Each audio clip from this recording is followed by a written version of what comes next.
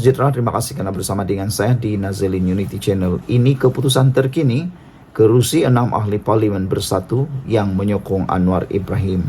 Ada yang kata, netizen kata tak perlulah dikosongkan. Kata netizen, tak payahlah dikosongkan, merugikan saja. Jangan buat pilihan raya lagi, kata mereka, kerana uang pilihan raya itu boleh digunakan untuk kegunaan-kegunaan yang lain. Kalau nak buat pilihan raya lagi, kami dah muak, kata netizen. Kami dah nak muntah, kata netizen. Jadi, ini keputusan terkini berkait kerusi 6 ahli parlimen bersatu yang kekal di Blok Pembangkang. Hari ini, akhirnya, kerusi 6 ahli parlimen bersatu yang menyokong Anwar Ibrahim kekal di Blok Pembangkang. Makna kata, mereka tidak pun lompat parti. Mereka tidak wajar dipecat. Mereka tidak wajar dikenakan tindakan melanggar akta anti lompat parti kerana mereka tidak lompat parti. Mereka hanya menyatakan sokongan kepada Anwar Ibrahim. Tapi selepas mereka dipecat, makna kata kini mereka ialah ahli parlimen yang boleh dikatakan bebas.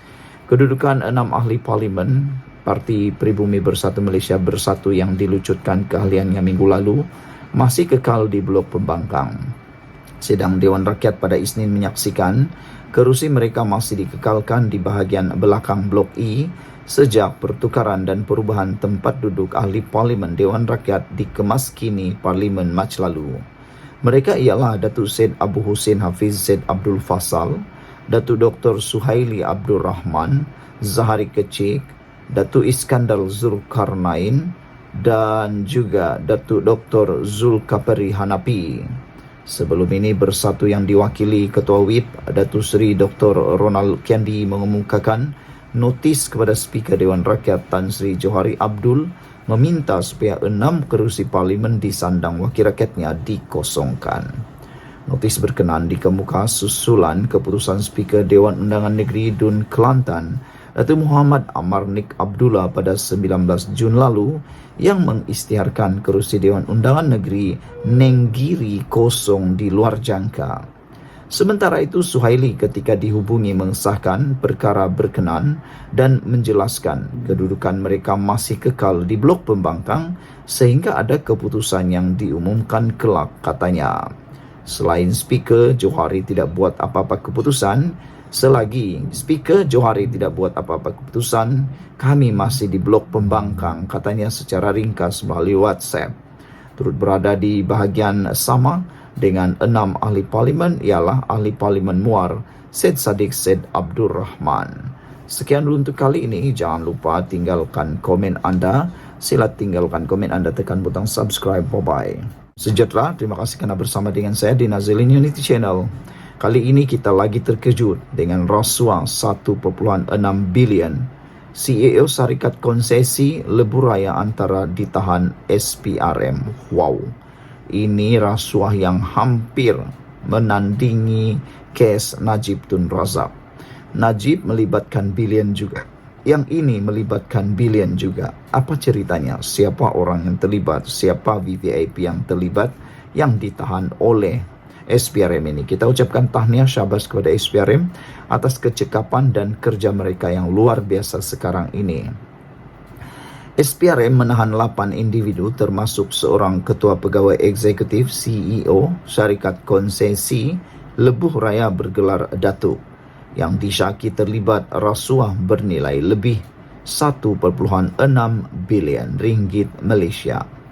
Sumber berkata, kesemua suspek yang terdiri daripada 7 lelaki dan seorang wanita berusia sekitar 40-an hingga 50-an ditahan ketika hadir memberi keterangan di Ibu Pejabat SPRM di Putrajaya semalam.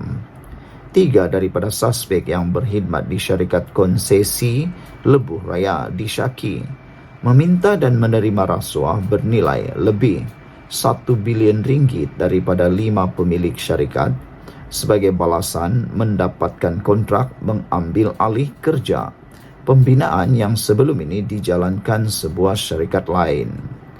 Selain itu, mereka juga dipercayai telah meminta dan menerima rasuah membabitkan pembinaan satu seksyen projek Lebuh Raya lain di Lembah Kelang yang bernilai lebih kurang juta ringgit Malaysia. Keseluruhan nilai kedua-dua projek ialah 11 bilion katanya. Menurut sumber, CEO itu bersama dua pengurusan tertinggi syarikat berkenan direman selama 4 hari sehingga 28 Jun. Manakala 5 pemilik syarikat pula direman selama 3 hari sehingga 27 Jun ini mengikut permohonan SPRM. Sementara itu, Timbalan Ketua Pesuruhjaya Operasi SPRM, Datuk Seri Ahmad Kushairi Yahya mengesahkan tangkapan terhadap kesemua suspek dan kes disiasat mengikut Seksyen 16A dalam kurungan E Akta SPRM 2009. Wow, inilah kehebatan SPRM sekarang yang paling ditakuti oleh musuh-musuh SPRM. Walaupun ada ahli politik yang kata daripada pembangkang, kata dia tak percaya lagi dengan SPRM, yaitu Wan Saiful Wanjan dalam penegasannya kemarin. Beliau kata dia tidak percaya lagi dengan SPRM, dia tidak percaya dengan integriti SPRM, tapi SPRM masih lagi satu badan penyiasat yang paling kukuh sekarang ini. Awas Anda, mana tahu tiba-tiba Anda didatangi oleh SPRM. Jangan makan rasuah, jangan ambil rasuah. Memanglah kalau dah terlibat, kalau dah dikena, kalau dah disiasat, Anda pasti akan mengeluh. Jadi dengan adanya perbuatan yang menerima rasuah 1.6 bilion yang didakwa menerima rasuah ini, patut dan ngamlah, sesuailah SPRM membuat siasatan habis-habisan. Bayangkan, uang ini boleh buat apa? 1.6 bilion itu sepatutnya untuk pembangunan konsesi atau lebuh raya itu. Tapi kalau sudah disakau duit itu, kuranglah quality projeknya. Ini mesti dihapuskan. Salam sejahtera, terima kasih kerana bersama dengan saya di Nazlin Unity Channel. Ini paling menarik. Habis lawan Saiful, kata netizen, merujuk kepada laporan di Malaysia kini yang menulis ada transaksi kemasukan 78,800 dari Wan Saiful dan Associate. Itu pendedahan saksi. Wah, jom kita lihat apa jadi dengan Wan Saiful.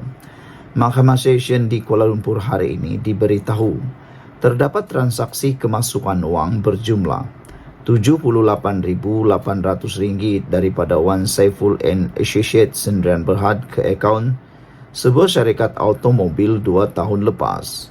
Pengurus perkhidmatan perbankan Low Meng Tuan, 44 tahun, yang berkhidmat di Public Bank Berhad, Jalan Sultan Sulaiman, turut mengesahkan transaksi kemasukan wang berkenan ke dalam akaun Public Bank atas nama Tagami Auto Enterprise Sdn Bhd dibuat melalui pindaan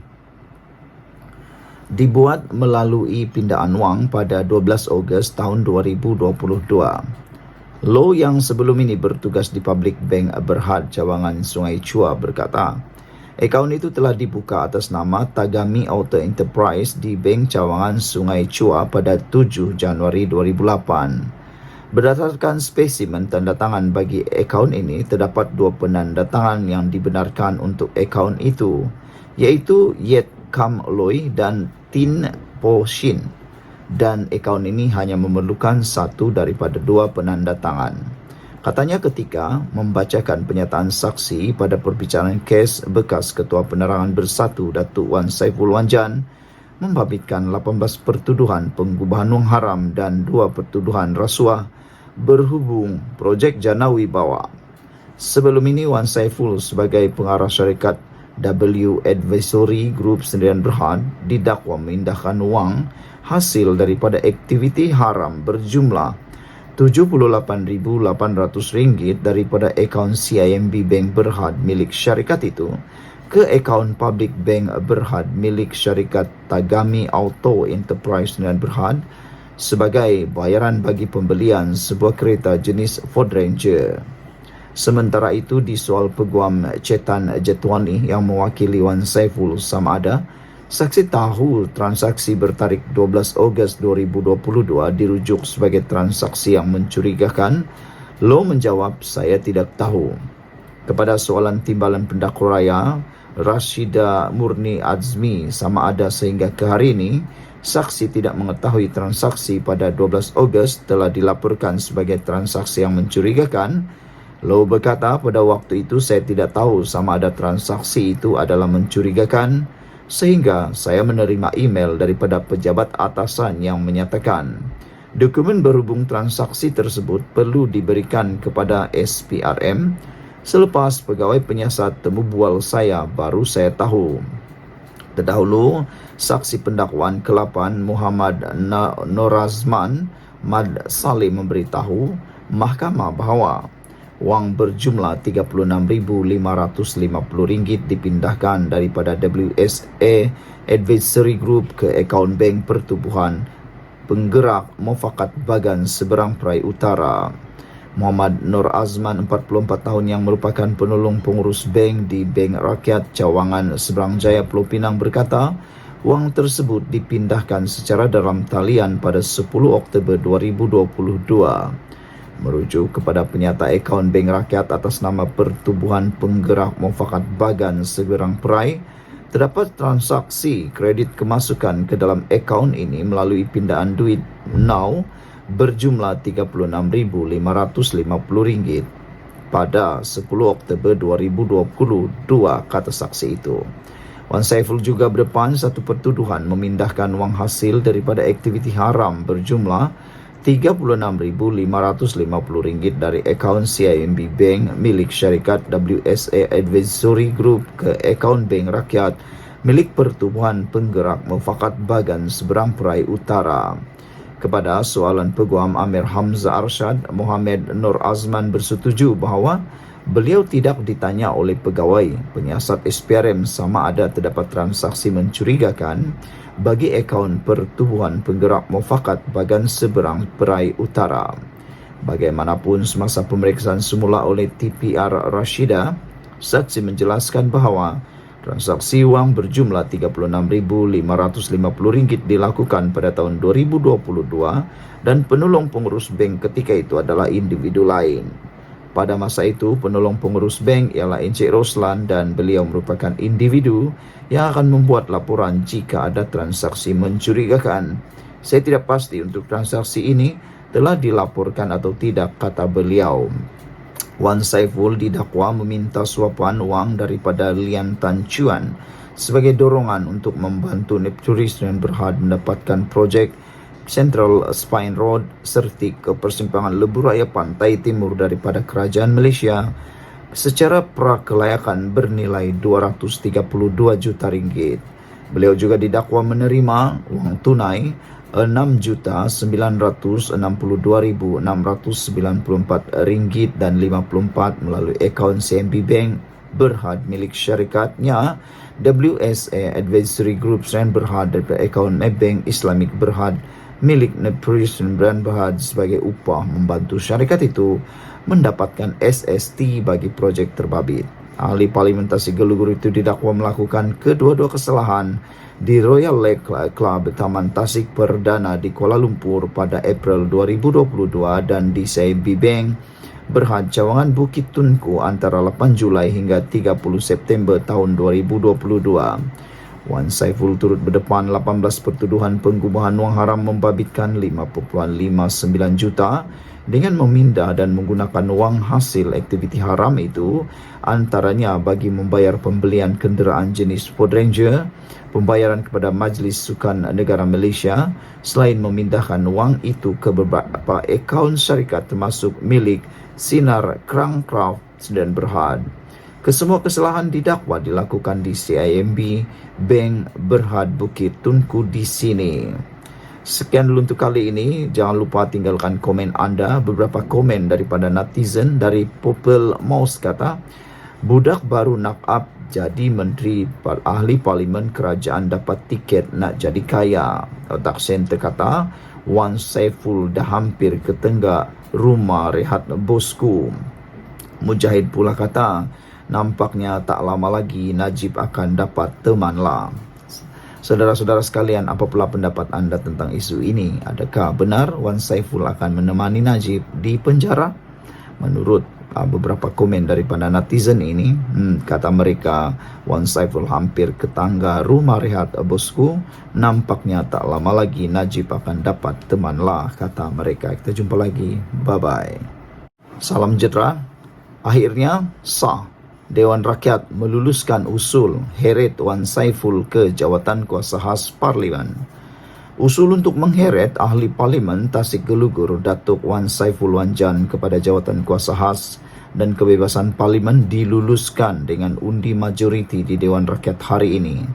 Ia berikutan dakwaan Wan Saiful ketika sidang Dewan Rakyat 21 Mac lalu bahawa beliau ditawarkan oleh seseorang untuk membatalkan pertuduhan yang dihadapinya jika menyokong Perdana Menteri.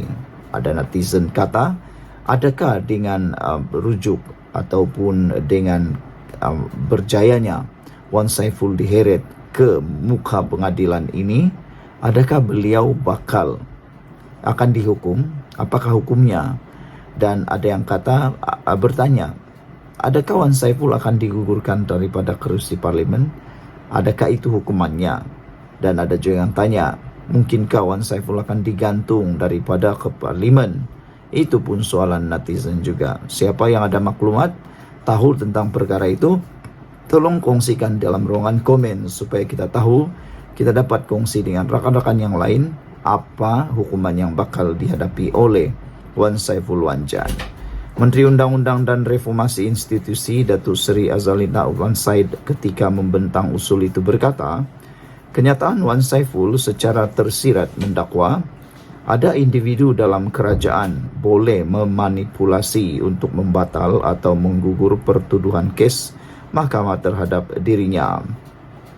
Selepas usul dibentang dan dibahas, semua ahli Parlimen pembangkang bangun meninggalkan Dewan ketika undian suara dilakukan. Yang ini pun kata netizen, inikah level pembangkang ketika ini? Mereka kata pembangkang sekarang cap ayam. Kenapa mereka katakan seperti itu? Sebabnya kerana selepas usul dibentang dan dibahas, ahli Parlimen pembangkang bangun meninggalkan Dewan ketika undian suara dilakukan. Tak berani lihat keadaan mereka kalah, mereka pun meninggalkan Dewan. Begitulah level pembangkang sekarang, kata netizen. Mereka kata cap ayam. Berdasarkan usul yang dibaca Azalina, jawatan kuasa hak dan kebebasan Parlimen akan membuat penentuan sama ada kenyataan tersebut mengelirukan Dewan serta merosakkan kepentingan pihak-pihak yang berbicara dalam kes terbabit.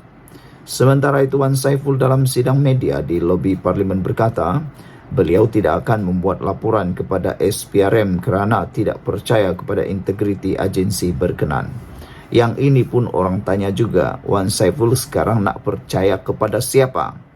Kalau tak percaya lagi dengan SPRM, percaya kepada siapa? Itu yang nak dipersoalkan. Kalau kamu jadi kerajaan, kamu percaya SPRM. Tapi kalau orang yang jadi kerajaan, anda tak percaya SPRM. Tapi kalau orang yang kena siasat oleh SPRM, anda percaya SPRM. Tapi kalau diri sendiri disiasat SPRM, anda tak percaya SPRM. Itu dia. Itulah dia. Coba bayangkan kalau saya pergi SPRM, kata Wan Saiful, agak-agak siapa yang kena tahan? Memanglah yang kena tahan tu orang yang disiasat. Saya terus terang, saya sebut, saya tiada kepercayaan kepada institusi SPRM, kata Wan Saiful lagi. Itulah sekarang ni dia nak lapor siapa pun tak tahu. Sekian dulu untuk kali ini. Jangan lupa tinggalkan komen anda. Kita jumpa lagi. Bye-bye. Salam sejahtera. Anwar gurau sedia rombak kabinet untuk selamatkan Perdana Menteri. Ramai orang yang cuba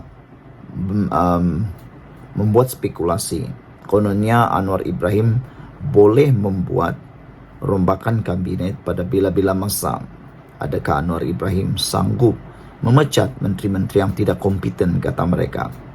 Secara peribadi, saya bersetuju kalau menteri-menteri yang tidak kompeten perlu digantikan dengan orang yang lebih kompeten. Hal ini kerana ada beberapa menteri yang kelihatan seperti tak muncul-muncul. Kadang-kadang Anwar Ibrahim kesian juga, terpaksa mempertahankan diri sendiri. Seakan-akan ada menteri yang tak wujud. Tapi Anda nilailah sendiri, siapa menteri-menteri yang kurang kompeten, kurang bekerja. Jadi apabila Anwar Ibrahim bergurau sedia rombak kabinet untuk selamatkan Perdana Menteri, ini menarik perhatian ramai penganalisis politik dan juga pemerhati politik meskipun dia berseluruh. Perdana Menteri Anwar Ibrahim secara berseluruh berkata dia sedia membuat rombakan kabinet sekiranya prestasi Malaysia gagal meningkat dalam ranking daya saing dunia Institut Antarabangsa bagi Pembangunan Pengurusan pada tahun hadapan. Bercakap pada Majlis Mesyuarat Tahunan Dewan Perniagaan Amerika Syarikat di Kuala Lumpur hari ini, Anwar menjelaskan tindakan sedemikian untuk menyelamatkan Perdana Menteri. Merujuk kepada laporan daya saing dunia, satu kritikan utama adalah kegagalan kami atau sekurang-kurangnya kekurangan keazaman dan komitmen untuk melaksanakan beberapa langkah yang kelihatan tidak popular, tetapi kami melakukannya. Jadi pada fikiran saya, itu dengan sendirinya akan menyelesaikan komponen utama kritikan terhadap prestasi ekonomi di Malaysia. Saya berharap insya Allah tahun hadapan akan mencatat laporan yang lebih baik, kata Anwar. Jika tidak, Anda tahu, saya akan dipaksa untuk membuat rombakan kecil dalam kabinet. Itu sahaja cara selamatkan Perdana Menteri, katanya bersambut gelak ketawa hadirin. Anwar berkata demikian ketika memperincikan keputusan-keputusan kerajaan seperti subsidi diesel bersasar dan pelarasan tarif elektrik yang dilihat sebagai tindakan tidak popular. Pagi tadi ketika berucap di Dewan Rakyat, Anwar mengakui kelemahan kerajaan di bawah kepimpinannya berikutan penurunan kedudukan Malaysia sebanyak 7 anak tangga pada ranking daya saing dunia bagi tahun 2024. Semasa sesi soal jawab Perdana Menteri, Anwar mengambil maklum laporan itu dan menggesa pendekatan yang lebih telus terhadap tadbir urus. Anwar berkata dia telah mengarahkan kabinet untuk meneliti laporan tersebut secara menyeluruh dan membincangkan secara terbuka penemuannya.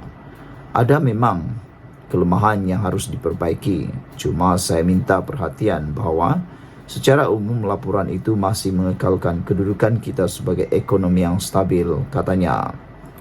Malaysia jatuh ke tangga ke-34 tahun ini dari tempat ke-27 tahun lepas dalam ranking IMD yang merupakan laporan tahunan komprehensif dan titik rujukan seluruh dunia mengenai daya saing negara.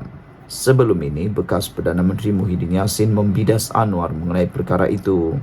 Menteri Pelaburan, Perdagangan dan Industri Tengku Zafrul Abdul Aziz sebelum ini menyatakan kedudukan itu akan bertambah baik memandangkan negara kini dipacu oleh peningkatan ekspor produk berteknologi tinggi.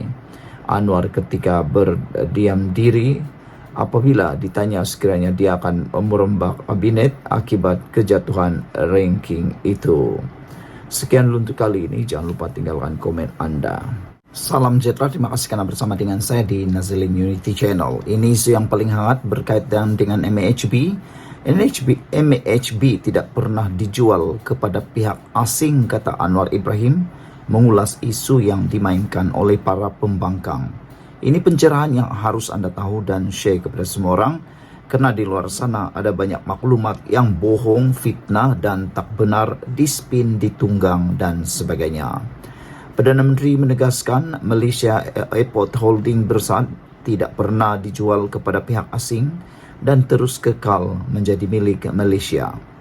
Datuk Seri Anwar Ibrahim berkata, dakwaan kononnya MHB dijual menerusi pemilikan syarikat asing adalah sama sekali tidak berbangkit. Malah katanya, pegangan saham majoriti MHB dikuasai Khazanah Nasional dan kumpulan wang simpanan pekerja KWSP, iaitu sebanyak 70% meningkat berbanding 40% sebelumnya. Menurut Anwar Ibrahim yang juga Menteri Kewangan, jawatan pengurusan utama iaitu pengurusi MHB dan Ketua Pegawai Eksekutif MHB juga masih diterajui rakyat Malaysia. Anwar berkata demikian menjawab soalan Datuk Muhammad Shahar Abdullah, BN Paya Besar pada waktu pertanyaan-pertanyaan menteri hari ini. Muhammad Shahar meminta Perdana Menteri menyatakan penjelasan terhadap keputusan konsortium syarikat pelaburan berkaitan kerajaan terhadap penjualan saham MHB itu. Terdahulu, isu pemilikan sebahagian saham dalam MHB oleh Global Infrastructure GIP yang ada kepentingan BlackRock hangat diperkatakan. Saudara-saudara sekalian, itu adalah penjelasan tepat jelas daripada Anwar Ibrahim. Kalau ada spekulasi dan masih ada yang bercakap-cakap tentang cerita kononnya pemilikan sebahagian saham yang hangat diperkatakan, itu adalah kurang tepat. Yang tepat, kata Anwar Ibrahim, sekali lagi ditegaskan, MHB tidak pernah dijual kepada pihak asing. Dan yang menariknya, Anwar Ibrahim menyatakan pegangan saham majoriti MHB dikuasai Khazanah Nasional dan KWSP, iaitu sebanyak 70%, meningkat berbanding 40% sebelumnya. Makna kata penguasaan oleh Khazanah Nasional dan KWSP semakin kuat dalam saham majoriti MHB. Itu yang tepat dan anda harus kongsikan. Sekian dulu, kita jumpa lagi. Bye-bye.